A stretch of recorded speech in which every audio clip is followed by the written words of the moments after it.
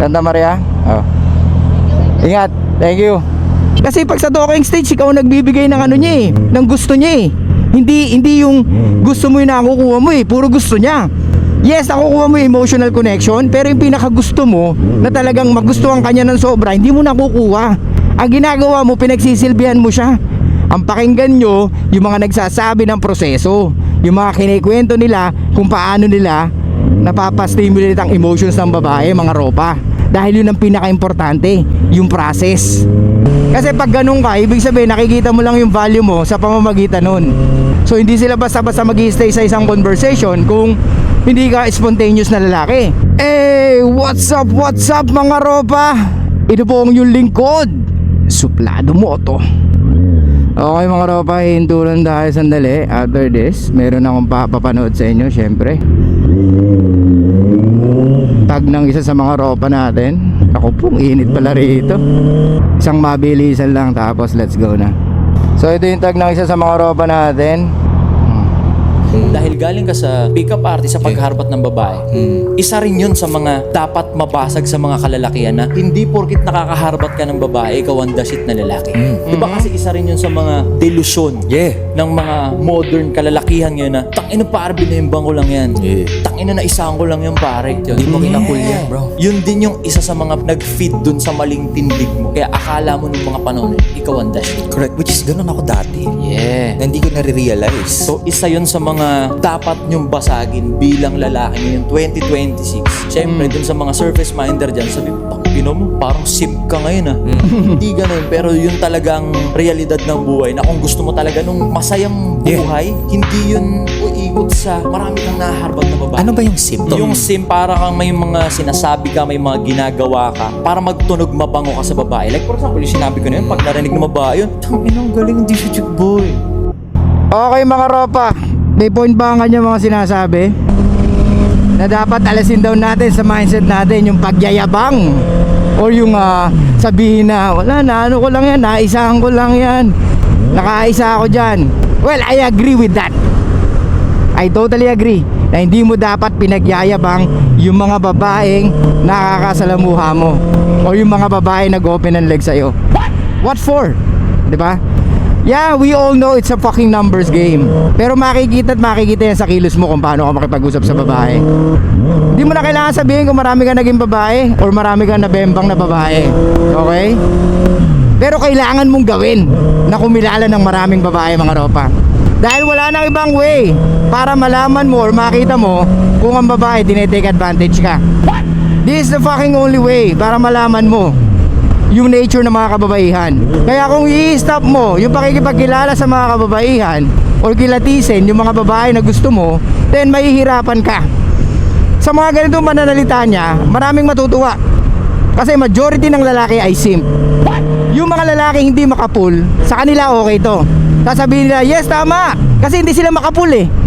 Kailangan nilang i-justify yung kanilang incapability na makapul ng babae na di mo naman talaga dapat ipagmayabang yun eh.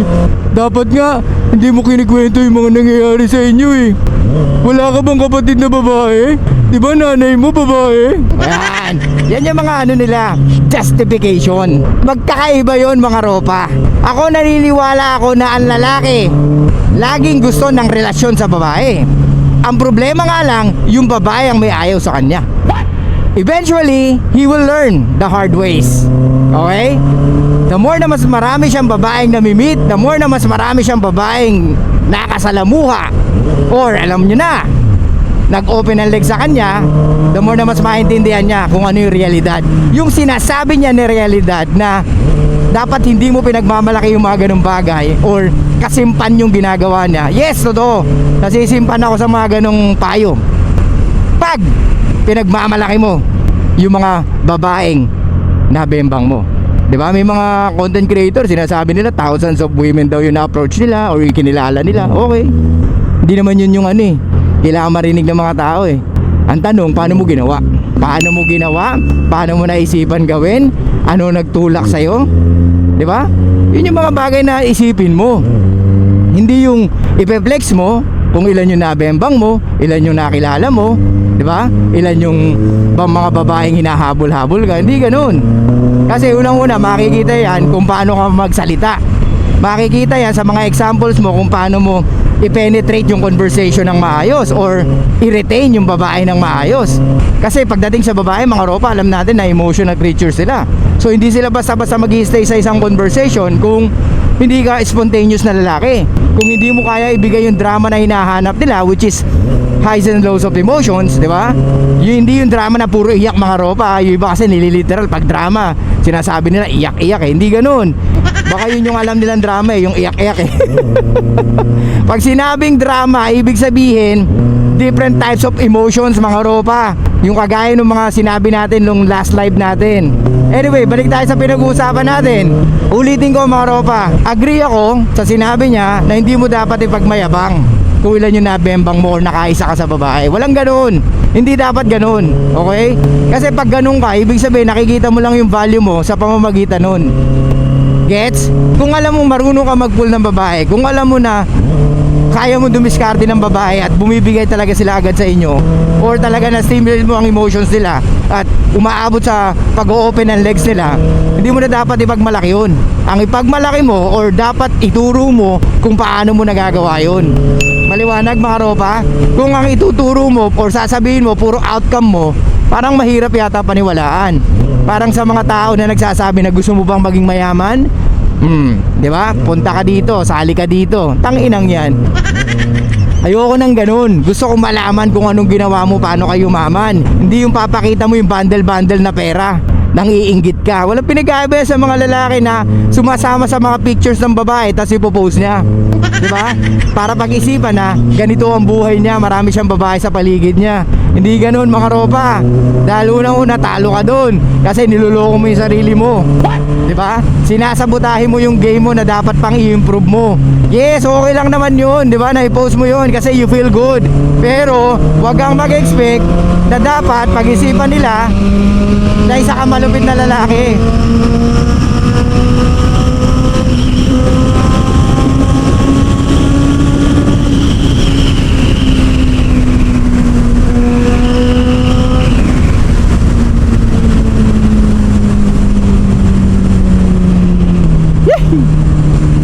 Paliwanag ba, mga ropa? Agree tayo, walang problema. Oo, sige, wag mo natin pagmalaki. Kaya, mga ropa, wag yung pagmalaki kung marami kayo na bebembang. Kung gusto nyo mag-advise about sa babae, wag yung ituro yung outcome, ituro nyo yung proseso. Diba? Kasi yung outcome, puta, alam mo na yun eh. Diba? Yun naman ang goal eh. Boring yung mga ganun, ropa, kaya wag nyo ituro yung mga ganun, okay? Tsaka kung meron kayo nakita ang content creator na nagtuturo lang ng outcome, wag kayong makinig. Dahil hindi totoo yung mga ganun. Usually, ini-exage lang nila yun. Maliwanag ba? Ang pakinggan nyo, yung mga nagsasabi ng proseso. Yung mga kinikwento nila kung paano nila napapastimulate ang emotions ng babae, mga ropa. Dahil yun ang pinaka-importante, yung process. Gets? Kasi ang outcome, always the same. Either mag-open siya ng leg sa'yo or maging kayong dalawa ng pinakagusto mong babae sa buhay mo. Maliwanag, yung process, mga ropa. Paano maging attractive, paano mo kumausap ng babae, paano i-improve ang sarili. Yan ang pinaka-importante sa lahat. Kaya, mga ropa, sa mga gustong magpaturo ng one-on-one, sa mga nag-i-email sa atin, wait nyo lang yung mga questionnaire natin. Kasi puno na yung natin, laptop natin. So ayaw mag-open. So yung mga questionnaire na yun, mga ropa, doon natin makikita kung ano yung mga pwede nyong i-improve. Para to dun sa mga gusto ng one-on-one. Anyway, balik tayo, mga ropa. Basta lagi nyo tatandaan, wag nyo ipagmamalaki o wag nyo na i-flex kung nabembang nyo ang babae. Basta alam na yun. Lalaki sa lalaki, alam naman natin yan eh. Diba? Ang iniinggit mo lang yung mga lalaki talagang walang pull eh. Paano naman yung mga lalaking gustong matuto? Paano gagawin mo, ropa? Ano ituturo mo? Ituro mo yung process. Ituro mo kung paano ka kumausap ng babae. Ituro mo kung paano mag-retain ng conversation kasi yun ang pinaka-importante. Di ba? Ang babae, ulitin ko, mabilis ma-board.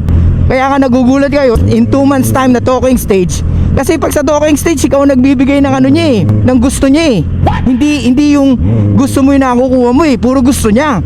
Yes, nakukuha mo yung emotional connection, pero yung pinakagusto mo na talagang magustuhan kanya ng sobra, hindi mo nakukuha. Ang ginagawa mo, pinagsisilbihan mo siya. Dahil sa talking stage ang binibigay mo sa kanya. Kaya ewan ko ba't kayo naniniwala sa talking stage. Kaya nagugulat kayo, 2 months na wala, 3 months wala na. Nabembang ko naman siya pero bigla siya nagbago. Ganun talaga, nabold sa'yo eh. Anyway, continue natin to mga tropa ha. So yun lang guys, thank you so much. I'll see you guys next time. Shola, peace out and be fucking mysterious mga tropa. Stop being fucking simp, okay? Huwag kayo magpakasim sa pagmamalaki nyo na marami kayo na bembang. Isang kasimpan din yun, okay? Kasi dun mo lang nakikita pala yung value mo pag panay flex mo ng mga babaeng na bembang mo.